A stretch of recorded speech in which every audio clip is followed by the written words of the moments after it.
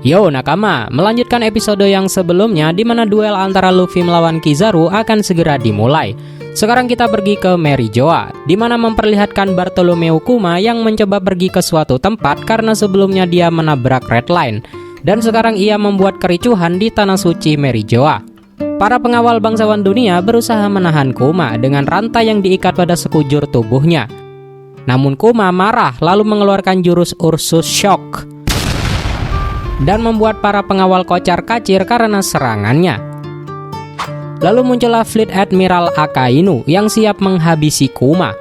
Akainu mengingat kejadian besar yang baru-baru ini dibuat oleh pasukan revolusi, di mana Sabo dan para komandan revolusi membuat kericuhan di Tanah Suci untuk menyelamatkan Kuma dan membebaskan budak serta menantang pemerintah dunia.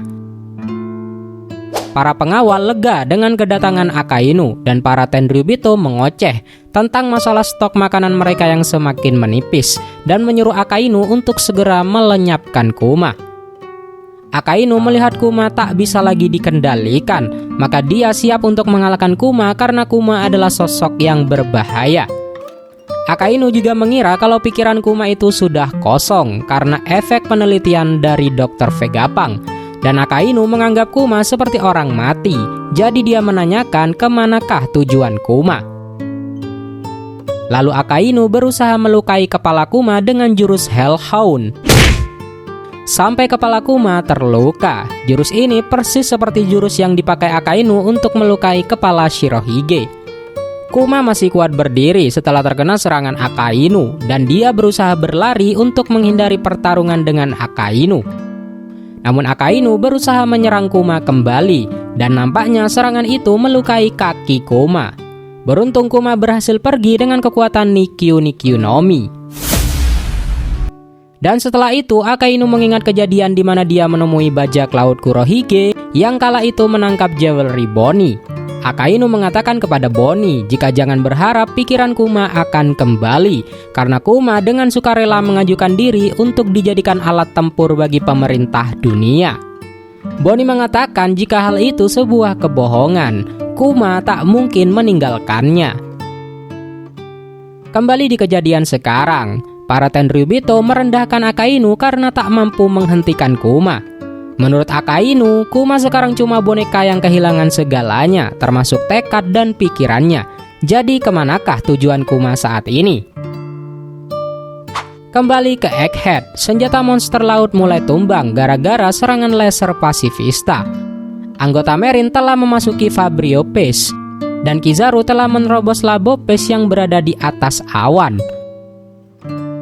Luffy versus Kizaru dimulai. Luffy memakai mode Snake Man dan menghujani Kizaru dengan pukulannya. Kizaru mengakui kehebatan Luffy yang mampu kalahkan Kaido. Tapi Kizaru bingung kenapa Luffy yang seorang bajak laut mau melindungi Dr. Vegapunk. Luffy malah balik bertanya, kenapa Marine mau membunuh Vegapunk? Kizaru lantas menggunakan kekuatan cahayanya untuk menghindari serangan Luffy. Luffy pun kaget dengan kecepatan terbang Kizaru. Kizaru menjawab dia tak ingin membunuh Vegapunk karena dia sudah lama mengenal Dr. Vegapunk. Kizaru meminta Luffy agar jangan menghalanginya sambil menyiapkan serangan. Kizaru berkata, akselerasi adalah kekuatan.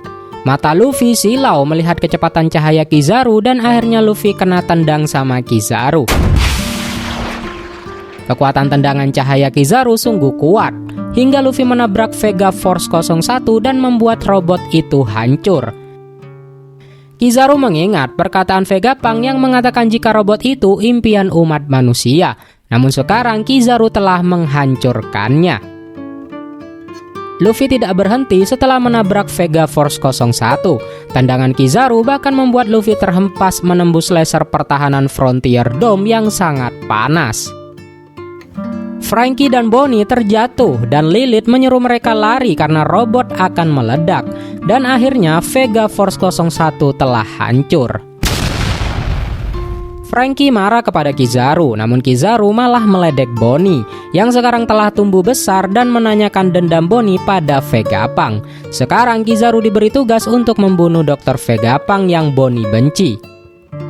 Bonnie menjawab target musuhnya berubah dan ia berusaha menyerang Kizaru. Kizaru menghindari serangan itu dengan mudah dan menendang Bonnie hingga menembus penghalang. Franky juga berusaha menyerang Kizaru dengan Radical Beam. Namun Kizaru sekali lagi bisa menghindar dan ia menghilang.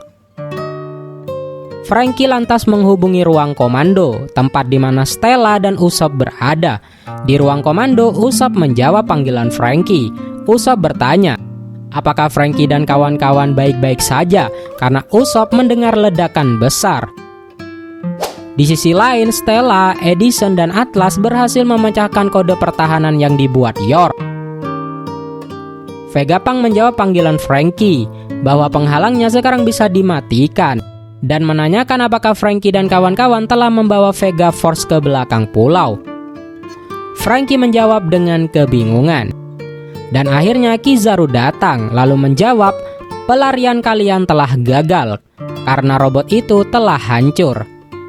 Stella dan orang-orang di ruangan itu kaget dengan kedatangan Admiral Kizaru. Kizaru mengatakan, tolong mengertilah, ini misi yang sulit bagiku. Aku tak mau mengulur waktu terlalu lama. Di tengah kejadian itu, Luffy mode Sun God Nika muncul dan menggenggam tubuh Kizaru layaknya mainan. Luffy kepanasan setelah menabrak penghalang yang memiliki tenaga laser yang sangat panas. Kizaru yang digenggam Luffy mengatakan, akhirnya dia muncul. Jadi ini wujud Sun God Nika yang dirumorkan itu. Luffy marah pada Kizaru yang telah menghempaskannya hingga 2 kali menabrak penghalang. Dan chapter ditutup dengan memperlihatkan keadaan robot raksasa atau Iron Giant yang tiba-tiba hidup sendiri. Ditunjukkan dengan matanya yang memunculkan cahaya. Apakah Iron Giant bangkit karena Luffy berubah menjadi Sun God Nika? Nah, kira-kira gimana tanggapan kalian? Dan bagaimana kelanjutan dari pertarungan Luffy melawan Kizaru? Apakah ini serangan balik dari grup Vegapunk? Atau jangan-jangan pemerintah dunia menyiapkan sebuah jebakan? Nah, tunggu saja di episode selanjutnya. Jangan lupa like, komen, dan subscribe agar Mimin lebih semangat ngontennya. Akhir kata, Mimin pamit undur diri. Adios.